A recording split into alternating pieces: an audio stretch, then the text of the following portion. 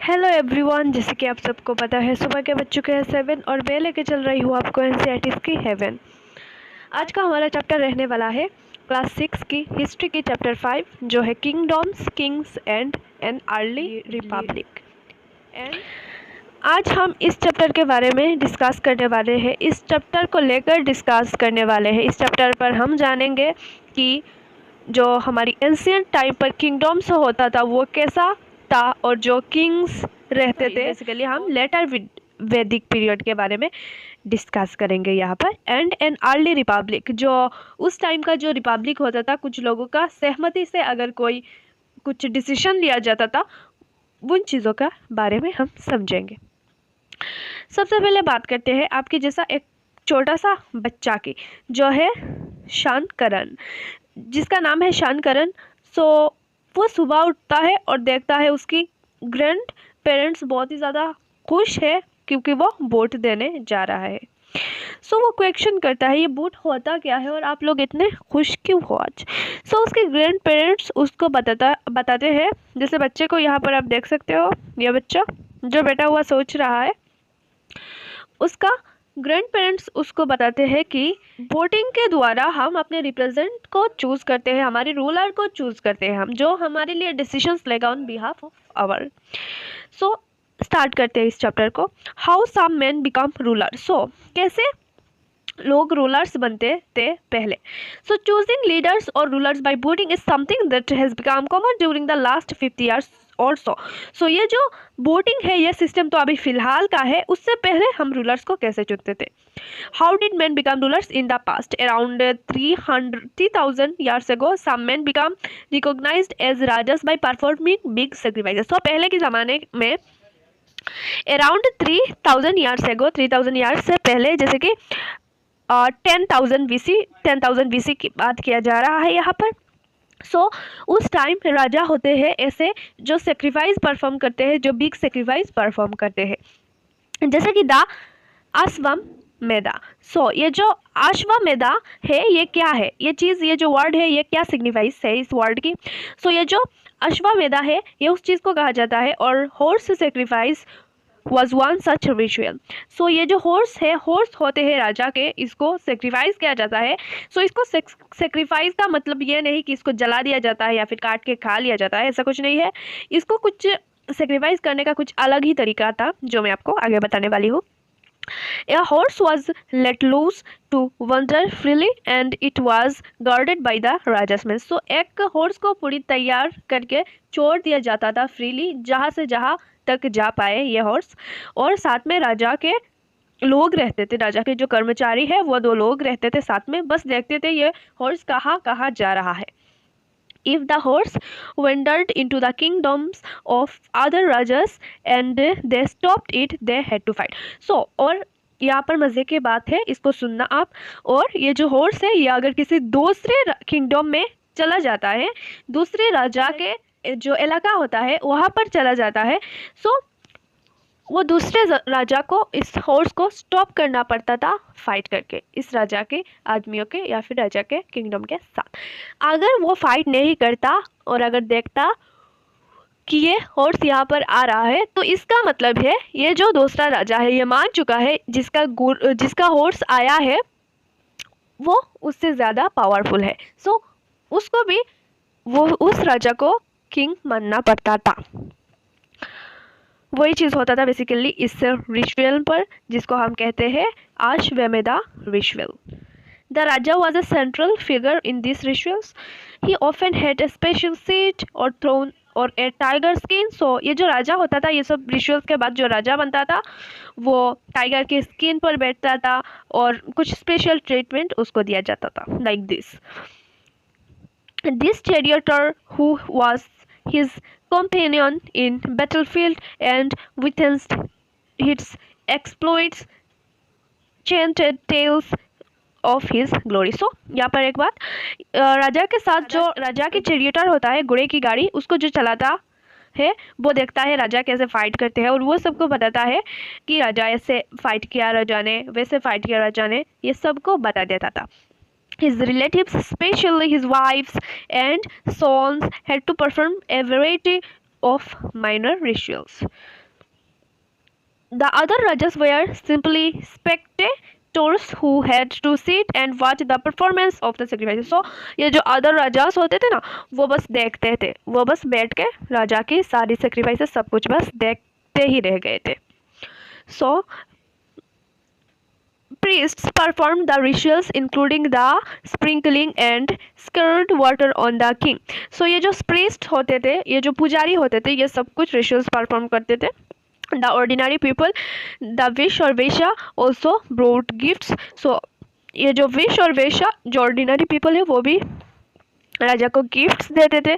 However, some people such as those who were regarded as Sudras by priests were excluded from many rituals. So ये जो so-called Sudras होते थे, जिसको कहा जाता था Sudras, इनको rituals पर, बहुत सारे rituals पर आने का अनुमति नहीं था. बहुत ही गलत चीज़ हो रहा था उस टाइम शूद्रास के साथ. ये जो शास्त्रीय ब्राह्मण्स, इनका जो चल रहा था रूल, ये जो 4 कैटेगरी का, वो मैं आगे समझाऊंगी.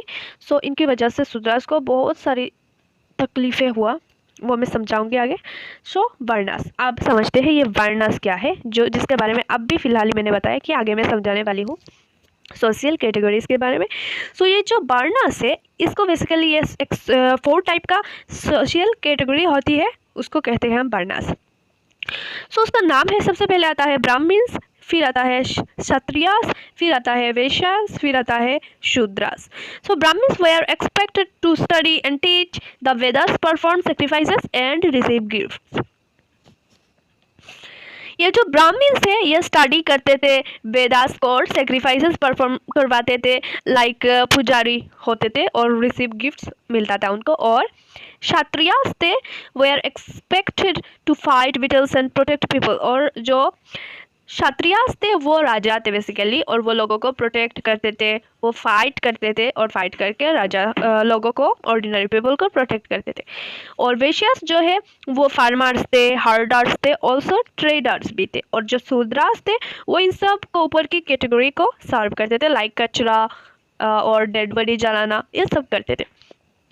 सो आप समझो इस बात को, ये जो 4 कैटेगरी डिवाइड किया ब्राह्मण्स ने, ये किया उन्होंने वर्क के बेसिस. बाद में कुछ ऐसा चेंजेस आया और ये वर्क के बेसिस कैटेगरी को बाय बर्थ कर दिया गया. जैसे कि यहाँ पर हुआ कि अगर ब्राह्मण्स के घर में अगर कोई लड़का हुआ और ये अगर क्षत्रियास भी नहीं बन सकता, ब्राह्मण्स भी नहीं बन सकता, और अगर वैश्या भी नहीं बन पाया अपने वर्क के अकॉर्डिंग, तो ये शूद्रास में आ जाएगा. ऐसा ना हो इसलिए ब्राह्मण्स ने चालाकी करके बना दिया ये जो कैटेगरी है ये बाय बर्थ कर दिया. अगर शूद्रास के घर लड़का हुआ तो ये शूद्रास ही बनेगा और कैटेगरी पर नहीं जा पाएगा. इन चीज़ों से बाद में शूद्रास को बहुत सारा दिक्कत हुआ, अनटचेबिलिटी फेस करना पड़ा, बहुत सारे प्रॉब्लम्स हुआ. बाकी ये अपने आप के लिए अपने डोमिनेटेड जो है, अपनी डोमिनेंस को रखने के लिए उन्होंने ये सब किया ब्राह्मण्स ने. फिर आते हैं जनापद के बारे में. सो जना आपने सुना होगा पिछली चैप्टर पर, जहाँ पर जना के बारे में आपको बताया गया कि ये जो जना है, कुछ लोग, एक कम्युनिटी होता है, कुछ लोग मिलके एक जना बना देते थे और उस जना के एक हेड होता था, लीडर होता था, जो कुछ जीत लेता था या फिर जो कुछ उसमें से जो स्ट्रॉन्ग है बेसिकली वो हो जाता था लीडर. सो यहाँ पर बताया गया जनापदस. जो जनापदस क्या है, जनापद जना से थोड़ा और ऊपर. सो the rajas who performed these big sacrifices were now recognized as being rajas or janapadas rather than janas.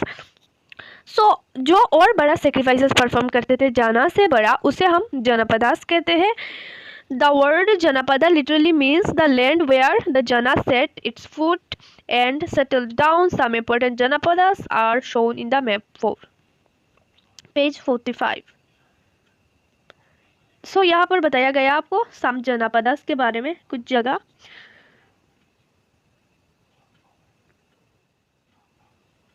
सो यहाँ पर कुछ जनापदास के बारे में बताया गया है, जैसे कि यहाँ पर महाजनापदा भी है, जैसे मगध और विजी, और यहाँ पर है तक्षशिला. यहाँ पर कुछ चीज़ों कुछ जना एंड जनापदास एंड महाजनापदास के बारे में डिस्कस किया गया है. Next, archaeologists have excavated a number of settlements in these janapadas such as the Purana Kila in Delhi Hastinapur near the Meerut and Atranji Khera near it. The last two are in Uttar Pradesh. So archaeologist ने कुछ जगह को के बारे में search किया, जैसे पुराना किला इन दिल्ली और हस्तिनापुर, उसके बाद अतरंजी केरा, ये लास्ट दो जो है वो उत्तर प्रदेश में है. They found that people lived in hertz and keeped cattle as well as other animals. They also grew a variety of crops: rice, wheat, barley, pulses, sugarcane, sesame और मस्टर्ड. सो उनको कुछ एविडेंसेस मिला जैसे कि इस जगह पर लोग एनिमल्स को भी पालते थे, अपने साथ रखते थे और अदर एनिमल्स भी रखते थे और बहुत सारे वेजिटेबल्स को उगाते थे, लाइक राइस उगाते थे और वेट, बार्ली, पल्सेस, बहुत सारी ऐसी चीज़ों को उगाते थे.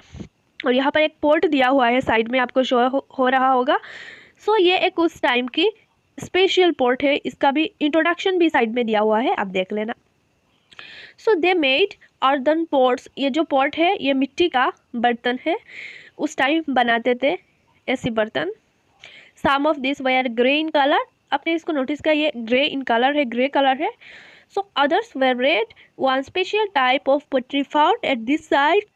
So, one special type of poetry found at these sites is known as painted graveware, as is obvious from the name. This grave pots has painted designs, usually simple lines and geometric patterns. So, mahajanapadas. So, आप जान चुके हैं हम जनपदास क्या है. So, basically एक round मार देती हूँ जनपदास की ओर. So, जनपदास है बच्चों जो राजा कुछ ज़्यादा सेक्रीफाइस करता है और बिल्ड करता है जना से भी कुछ बड़ा एक कम्युनिटी, उसे हम जनपदास कहते हैं. और महाजनपदा, इस नाम से ही पता चल रहा है महाजनपदा मीन्स उससे भी बड़ा कुछ है यहाँ पर. जैसे कि ये मगध है, मगध एक बहुत ही बड़ा और बहुत ही स्ट्रॉन्ग महाजनपदा था. और फिर वज्जी, ये भी बहुत ही स्ट्रॉन्ग महाजनपदा था.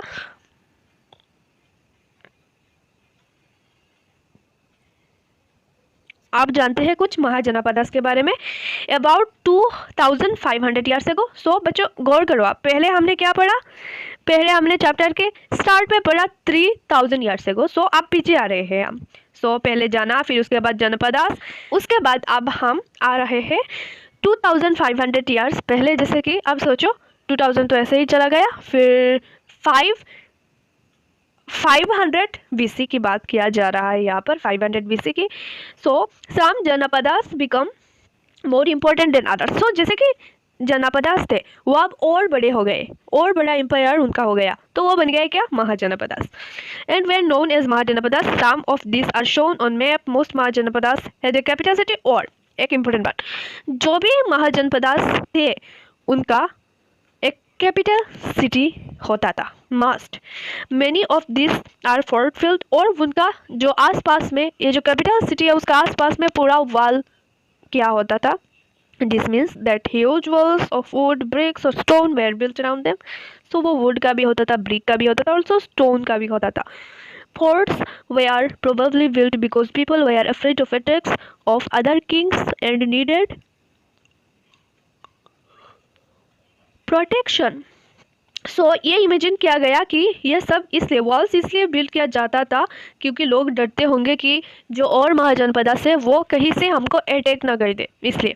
सो अब देखते हैं कुछ महाजनपदा के बारे में जानते हैं. जैसे कि एक मगध, मैंने बताया आपको, ये जो मगध है, मगध का उस टाइम का जो कैपिटल था वो राजागिरा था. और राजागिरा बाद में उनका कैपिटल बना पाटलिपुत्रा. ये आप आगे पढ़ोगे जब मगध के बारे में हम डिस्कस करेंगे. फिर यहाँ पर देखो आप कुरु, ये कुरु पर देखो हस्तिनापुर. और फिर देखो आप यहाँ पर वज्जी, वज्जी का कैपिटल है वैशाली. और एक दिखाती हूँ आपको अवंती, अवंती का उज्जैन. और यहाँ पर देखो आप गंधारा, गंधारा का Takshashila. It is also likely that some rulers wanted to show how rich and powerful they were by built really large, tall and impressive walls around their city. So कुछ ऐसा भी होता था, अगर ऐसे भी बनाए होंगे कि कुछ महाजनपदास दिखाते होंगे कि हमारे पास कितना पैसा है, हमारे पास कितना स्ट्रॉन्ग है हम, हमने ये वर्ल्ड क्रिएट कर लिया, इसलिए बनाते थे। Also, in this way, the land and the people living inside the fortified area could be controlled more easily by the king. और भी एक विचार दिया गया यहाँ पर कि ये जो अंदर जो पीपल है, कॉमन पीपल, इनको शायद कंट्रोल करने के लिए इजीली इसलिए भी बनाया गया होगा wall. Building such huge walls required a great deal of planning, thousands if not lakhs of bricks or stones had to be prepared. This is termed mint. So यहाँ पर ना बहुत ही सारे लेबर लगे होंगे इसको बनाने में और बहुत ही सारा खर्चा होगा। सो ये सब कहाँ से आता होगा? सो इसका भी नेक्स्ट टॉपिक पर एक टैक्स कहकर टॉपिक है, उस पर हम समझेंगे कैसे लोग उस टाइम भी टैक्स पे करते थे। और ये देखो आप, एक वॉल उस टाइम का कितना स्ट्रॉन्ग है, आप देख सकते हो। ये वॉल है उस टाइम का।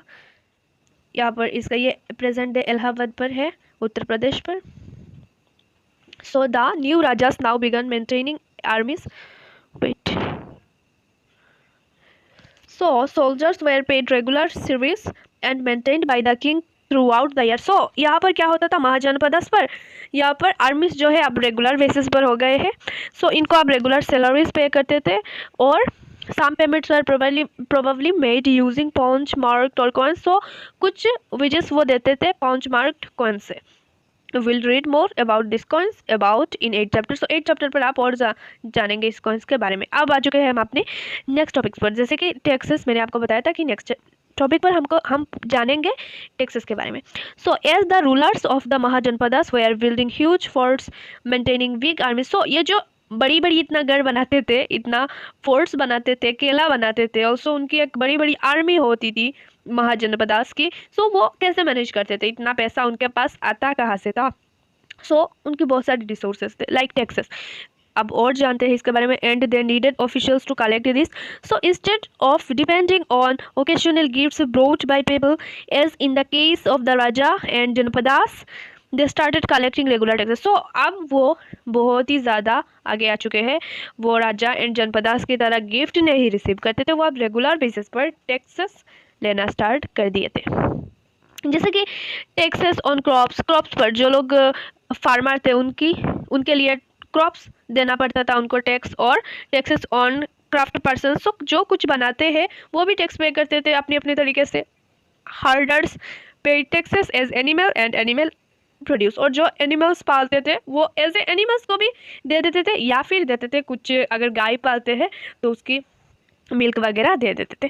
Taxes on goods through trade, hunters and gatherers had to provide forest produce to the raja. So ये जो हंटर्स गैदरर्स है वो भी कुछ देते थे राजा को, लाइक हानि अगर उनको मिल गया तो वो देते थे। कुछ फॉरेस्ट की ऐसा चीज़ है, जड़ी बूटी, ऐसा कुछ देते थे। और जो ट्रेड करते हैं जो लोग, उनको भी देना पड़ता था उस टाइम टैक्सेस।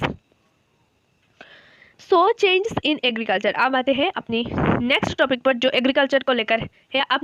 आप सोच रहे होंगे कि ये जो राजा के बारे में, जनपदा, महाजनपदा, ऑल्सो टैक्सेस, इन सब के बारे में पढ़ते पढ़ते एग्रीकल्चर कहाँ से बीच में गलती से आ गया। सो गलती से नहीं, ये इसको डाला गया है आपके एनसीईआरटी पर जानकारी के लिए कि उस टाइम एग्रीकल्चर की हालत कैसा था। So there were 2 major changes in agriculture around this time. So उस टाइम पर 2 मेजर टाइप्स चेंजेस आ गया था एग्रीकल्चर पर। One was the growing use of the iron ploughshares. So उस टाइम आयरन प्लाउ का यूज़ हो गया था, स्टार्ट हो गया था आयरन से। वो लोग आसानी से मिट्टी को सॉफ्ट कर लेते थे। This meant that heavy clay, so ये जो हैवी क्लेई, ये जो शोल होते थे, इसको आसानी से वो लोग फर्टिलाइज होने के लिए रेडी कर देते थे उस टाइम। ऑल्सो और पहले वो लोग क्या करते थे, पहले वो लोग बस कुछ क्रॉप्स अगर उगाते थे तो ऐसे ही मिट्टी पर डाल देते थे और एक ही जगह पर हो जाता था। फिर वो लोग क्रॉप्स पहले डालते थे मिट्टी पर, फिर कुछ दिन बाद उसको यहाँ से ट्रांसपेरेंट करते हैं और दूसरी जगह, ताकि वो अच्छे से हो और जहाँ ज़रूरत उतना ही हो, एक जगह ज़्यादा एक जगह कम ऐसा ना हो। इसीलिए इतने सारे सुविधाएं आ गए थे उस टाइम, ये बात याद रखना। नेक्स्ट आते हैं अपने मगध पर। एक क्लोजर लोग देते हैं मगध पर। मैंने आपको बताया, अगर आपको याद है तो, मगध को दिखाया मैंने मैप पर कि मगध किस जगह पर है, और बताया मैंने मगध का कैपिटल क्या था। अगर याद है तो बताओ कमेंट पर। So find Magadh on map. 45 Magadh become the most important mahajanapada in about 200 years ago. So 200 years पहले मगध एक बहुत ही बड़ा महाजनपदा था। So many rivers such as the Ganga and Son flowed through Magadh. So बहुत सारे रिवर्स गंगा एंड सन मगध के आसपास से गुजरते थे।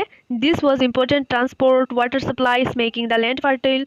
सो इसीलिए मगध पर ट्रांसपोर्ट बहुत ही आसानी से हो जाता था, क्योंकि उस टाइम ये ट्रेन, ये एयरप्लेन वगैरह नहीं था। सो वाटर के थ्रू ही ट्रांसपोर्ट होता था। ऑल्सो वाटर सप्लाईज, ऑल्सो जो खेती बाड़ी होती थी वहाँ पर भी मदद मिल जाता था। मदद क्या, उनकी एक अच्छी खासी बिजनेस चल रहा था। सो वो कहाँ पाते थे, वाटर सप्लाई हो पाता था। Also making the land fertile, और यही बात फार्मर के लिए मदद हो जाता था। Parts of Magadha were forested elephants, और मगध के पास में ना एक फॉरेस्ट है जहाँ से उनको एलिफेंट्स मिलते थे, और एलिफेंट्स को वो ट्रेन करते थे as a army, for army के लिए ट्रेन करते थे। Forest also provided wood for building houses. So वो फॉरेस्ट पर जो भी कार्ट वुड मिलता था उससे वो लोग गढ़ बनाते थे अपनी, और चैरियट्स भी बनाते थे, घोड़े का गाड़ी।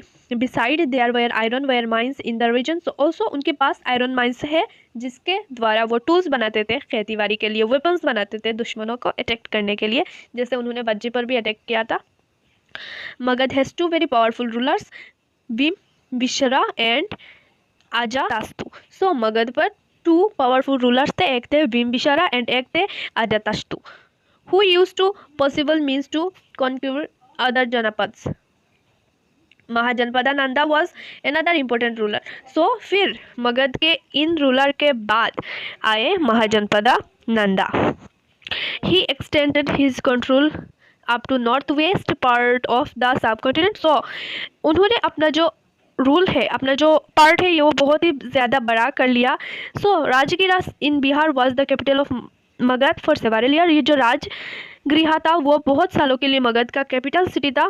फिर उसके बाद इसको शिफ्ट कर दिया गया पाटलिपुत्रा पे, प्रेजेंट डे पटना पर इसको शिफ्ट कर दिया गया मगध का कैपिटल. ये बात आप ध्यान रखना. More than 2300 years ago a ruler named Alexander who lived in Macedonia in Europe. एक अलेक्जेंडर एक रूलर थे जो मैसिडोनिया से है यूरोप पर.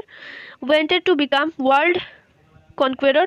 सो वो वर्ल्ड का रूलर बनना चाहते थे. Of course he did not conquer the world but did not conquer parts of Egypt and West Asia and come to Indian subcontinent. So मैं ऐसे ही आपको बता देती हूँ, वो आए थे और ये वो पाकिस्तान के जो पास का एक रिवर है उस रिवर के पास में बस आए थे और आके वो चले गए थे, क्योंकि वो डर गए थे कि इंडिया पर बहुत ही बड़ा बड़ा आर्मी से, उनके पास एलिफेंट से, सोल्जर से, चैरियट से. सो वो डर के चले गए थे, वही चीज़ है.